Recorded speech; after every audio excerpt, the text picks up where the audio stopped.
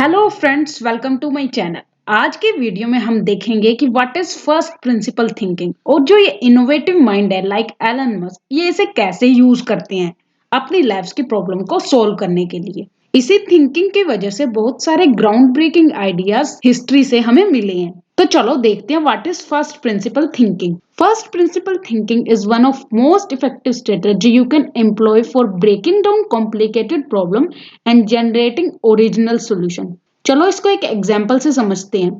2002 में जब Elon Musk ने ये सोचा कि वो मार्स पर अपना पहला रॉकेट भेजेंगे तो उन्होंने इसके लिए रिसर्च स्टार्ट करी और इसी आइडिया की वजह से सबसे सक्सेसफुल एरोस्पेस कंपनी स्पेसएक्स बनी। जब वो रिसर्च कर रहे थे तो वो बहुत सारी एरोस्पेस मैन्युफैक्चर कंपनी में गए, जहां जाके उन्हें पता लगा कि एक रॉकेट परचेज करने की जो कॉस्ट है वो अराउंड 65 मिलियन है, जो कि बहुत ज्यादा थी। अब ये भी नहीं था कि मस्क को सिर्फ एक रॉकेट भेजना था, क्योंकि उन्हें ये भी नहीं पता था कि उनका रॉकेट पहुंचेगा या उन्हें कितने रॉकेट चाहिए थे। इसलिए वो इतना पैसा इन्वेस्ट करके एक रॉकेट खरीद नहीं सकते थे। इसलिए उन्होंने सोचा कि अब इस प्रॉब्लम को कैसे सोल्व किया जाए।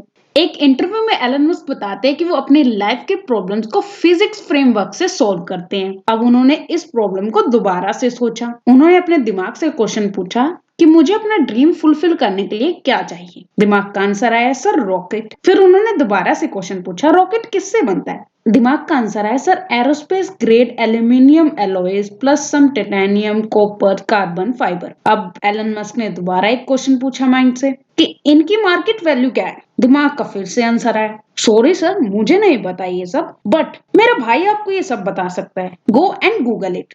अब एलन मस्क ने बात मान ली और उन्होंने जब गूगल किया तो उन्हें एक नया ही सच पता लगा। उन्हें ये पता लगा कि जो मटेरियल की कॉस्ट है वो 2% है रॉकेट की कॉस्ट का। तो उन्होंने देखा कि इतना पैसा तो मैं वेस्ट नहीं करूंगा। तो उन्होंने डिसाइड करा कि मैं रॉकेट बाय नहीं करूंगा, खुद बनाऊंगा। तो इसलिए उन्होंने एक कंपनी स्टार्ट की जहां वो चीप प्राइस में रॉ मटेरियल खरीद रहे थे और रॉकेट बना रहे थे। और इस तरह स्पेस एक्स कंपनी बनी। कुछ ही सालों में उन्होंने रॉकेट लॉन्च करने के प्राइस 10 गुना तक कम कर दिया। इसके बाद भी उन्होंने बहुत प्रॉफिट कमाया। This is first principle thinking. ये एक साइकिल है जिसमें सिचुएशन को ब्रेक करना है हमें उसके एटॉमिक लेवल तक और फिर उन्हें जोड़कर एक इफेक्टिव सॉल्यूशन निकालना होता है।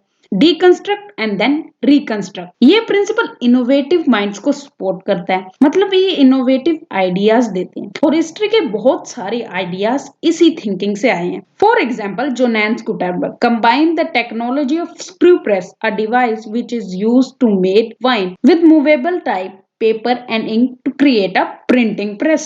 मूवेबल टाइप सेंचुरी से में आ रही थी, पर Gutenberg was the first person to consider the constituent part of process and adapt technology from an entirely different field. First principle thinking different field की इंफॉर्मेशन को एक साथ जोड़ता है और new creative and innovative ideas बनाता है। But ये सुनने में जितना आसान लग रहा है, प्रैक्टिस करने में उतना ही डिफिकल्ट है। इसकी सबसे बड़ी ऑब्स्टेकल्स है human tendency to optimise form rather than function. इसको भी हम एक एग्जांपल से समझते हैं। पुराने टाइम में जो रोम में सैनिक वगैरह होते थे, वो जब भी बाहर जाते थे या ट्रेवल करते थे तो वो लेदर के बैग का यूज करते थे। सेम टाइम पर रोम में व्हीकल्स चलती थी, गाड़ियां चलती थी, घोड़ा गाड़ी एंड बहुत सारी गाड़ियां चलती थी। बट हजारों सालों तक किसी ने इस बात पर फोकस नहीं किया कि व्हील और बैग को कंबाइन कर सके हम इसको और एफिशिएंट बना सकते हैं। 19 से 20 सेंचुरी तक लेदर के बैग्स को स्पेशलाइज यूज करने लगे, मतलब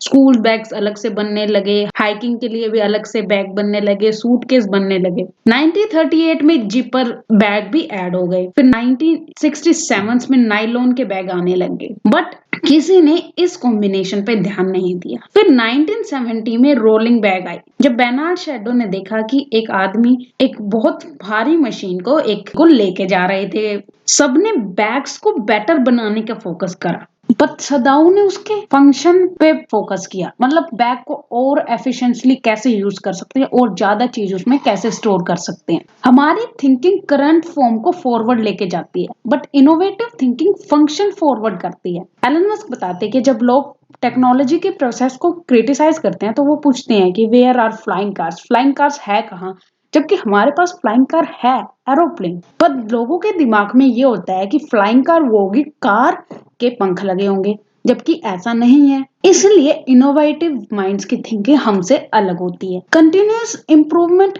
हमारे विजन को बाउंडेड कर देती है, क्योंकि हम फिर उसकी उसी फॉर्म को इम्प्रूव कर रहे होते हैं, तो हमारा विजन बाउंड हो जाता है। जबकि फर्स्ट प्रिंसिपल थिंकिंग हमारे फंक्शन को ऑप्टिमाइज करती है, जिसकी वजह से हमारा ग्रेट विजन होता है। So this is the power of first principle thinking. So try it in your life. और अगर आपने ये वीडियो इंजॉय करा हो और आपको ये वीडियो इंफॉर्मेटिव लगा हो तो लाइक शेयर करें और मेरे चैनल को सब्सक्राइब करके मुझे मोटिवेट करें। Thank you for watching this video.